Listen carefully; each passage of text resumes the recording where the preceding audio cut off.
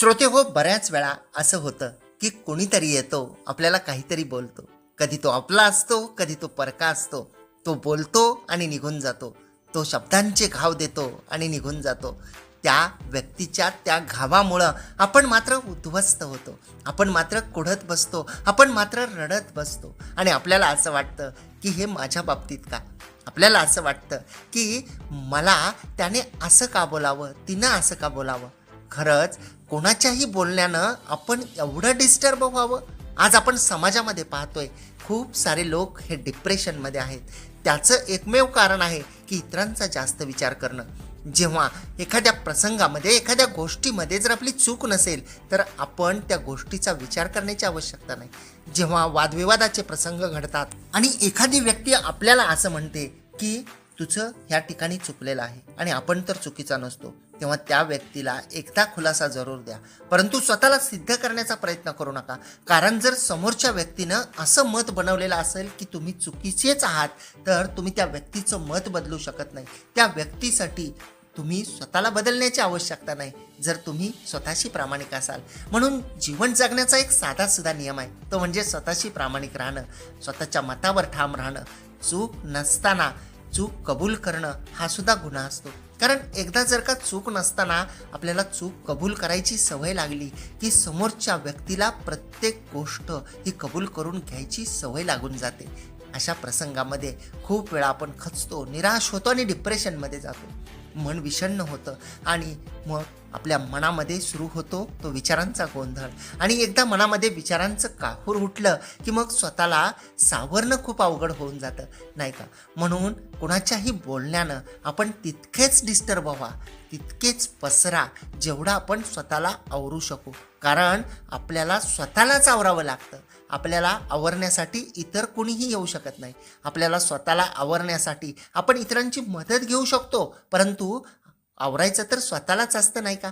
आणि त्यासाठी मी माझ्या एका कवितेमध्ये लिहिलंय, जगण्याच्या अनुषंगानं आणि शब्दांच्या अनुषंगानं जे घाव असतात शब्दांचे, ज्यामुळे आपण विस्कटतो, ज्यामुळे मन जे आहे ते आपलं विषण्ण होतं, त्या अनुषंगानं मी माझ्या एका कवितेमध्ये लिहिलंय की विस्कटूनही पुन्हा सावरणे जमते मला, मनाचा पसारा आवरणे जमते मला. विस्कटूनही पुन्हा सावरणे जमते मला, मनाचा पसारा आवरणे जमते मला. मी पुढं असं लिहिलंय की आनंदात जगण्याची धुंदी ठेवतो कायम, हसूनच स्वतःला छळणे जमते मला. आनंदात जगण्याची धुंदी ठेवतो कायम, हसूनच स्वतःला छळणे जमते मला.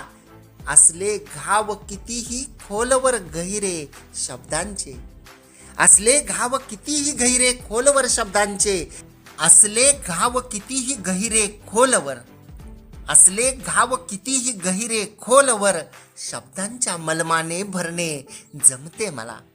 असले घाव कितीही गहिरे खोलवर शब्दांच्या मलमाने भरणे जमते मला. अभेद्य आहेत सकारात्मकतेचे तटबंदी चिरे, अभेद्य आहेत सकारात्मकतेचे तटबंदी चिरे. ठोकली खीळ तरी तडे काढणे जमते मला, ठोकली खीळ तरी तडे काढणे जमते मला. किती वादळे थकून गेली उद्ध्वस्त करण्या, किती वादळे थकून गेली उद्ध्वस्त करण्या. दुःखांनाही पेनाच्या टोकावर मिरवणे जमते मला, दुःखांनाही पेनाच्या टोकावर मिरवणे जमते मला. मी पुढं असं लिहिलंय की एकांताला समजलो मी वरदान दैवी, एकांताला समजलो मी वरदान दैवी. माझ्यातल्या मला साध घालणे जमते मला, माझ्यातल्या मला साध घालणे जमते मला. आणि मी शेवटी असं लिहिलंय की फार झाली भावनांची खुशामत आता, फार झाली भावनांची खुशामत आता. स्वतःला सिद्ध करून उजळणे जमते मला, स्वतःला सिद्ध करून उजळणे जमते मला. तर हे असं जीवन आहे, असं माझं मत आहे. कारण कोणाच्या तरी बोलण्यानं व्यथित होणं, कोणाच्या तरी बोलण्यानं स्वतःचं आयुष्य दुःखमय करणं हे कधीही चुकीचंच असतं, नाही का? त्यामुळं जेव्हा जेव्हा शब्द आपण इतरांना बोलू तर ते प्रेमळ असले पाहिजेत, ते मृदू असले पाहिजेत, विचार करून बोलले पाहिजेत. आणि जेव्हा कोणी आपल्याला बोलेल, विनाकारण बोलेल, तेव्हा त्या शब्दांनी तेवढंच हर्ट व्हावं जेवढं आपण स्वतःला सावरू शकू, नाही का? आणि आजच्या शोमधल्या पुढच्या एका सुंदर चारोळीकडे वळूया, ज्या अप्रतिम अशा चारोळीमध्ये रेखा देशमुख मॅडम लिहित आहेत बाणेर पुणे येथून.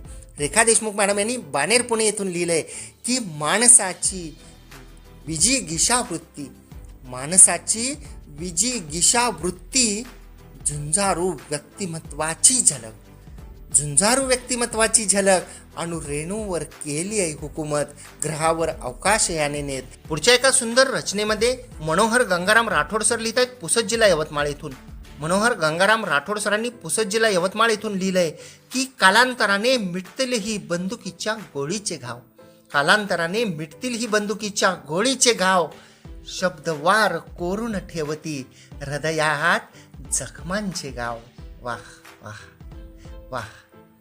शब्दवार कोरून ठेवती हृदयात जखमांचे गाव. जपून करू शब्दांचा वापर, मन कधी न कुणाचे दुखावे. जपून करू शब्दांचा वापर, मन कधी न कुणाचे दुखावे. टिकवून नात्यातला गोडवा. वाह. टिकवून नात्यातला गोडवा. शब्दांनी साऱ्यांना सुखवावे, शब्दांनी साऱ्यांना सुखवावे. क्या बात आहे, क्या बात आहे. तर पहिल्या 4 ओळीमध्ये सरांनी बंदुकीच्या गोळीचे गाव सुद्धा मिटू शकतील, परंतु शब्दवार जे आहेत ते हृदयामध्ये जखमांचं गाव करून ठेवतात. ती जखम कायम राहते. त्यामुळे बोलताना जे आहे ते जपून शब्द बोला, कुणाचं मन दुखवू नका. आणि नात्यातला गोडवा टिकण्यासाठी सगळ्यांनी शब्दांनी प्रत्येकाला एकमेकांनी सुखवावे, असा सुंदर अप्रतिम असा संदेश सरांच्या या अप्रतिम अशा रचनेमध्ये होता. आणि खूप वेळा असंच होतं नाही का श्रोते हो, गोड बोलणं, चांगलं बोलणं यासाठी लागत काहीच नाही, परंतु स्वतःचा हट्ट, स्वतःचा हेकेखोरपणा आणि स्वतःचं मत इतरांवर लादणं या अभिलाषेपोटी आपण कित्येक मनांना रोज दुखवत असतो. आपल्या सोबतचे लोक असतील, आपल्या हाताखालचे कर्मचारी असतील, आपण प्रवास करत असू तर आपल्या आजूबाजूचे प्रवासी असतील, आपण छोट्या छोट्या गोष्टीसाठी उद्विग्न होतो, आपण छोट्या छोट्या गोष्टीसाठी भांडण करतो, छोट्या छोट्या गोष्टीसाठी अनेकांचा अपमान करतो, कळत न कळत खूप सारं बोलून जातो. आपल्याला माहीतसुद्धा नसतं की आपण बोललेलो आहे कोणाला, परंतु ज्याला बोललो ती व्यक्ती मात्र त्या शब्दांना कायमस्वरूपी आठवणीत ठेवते, ती विसरत नाही.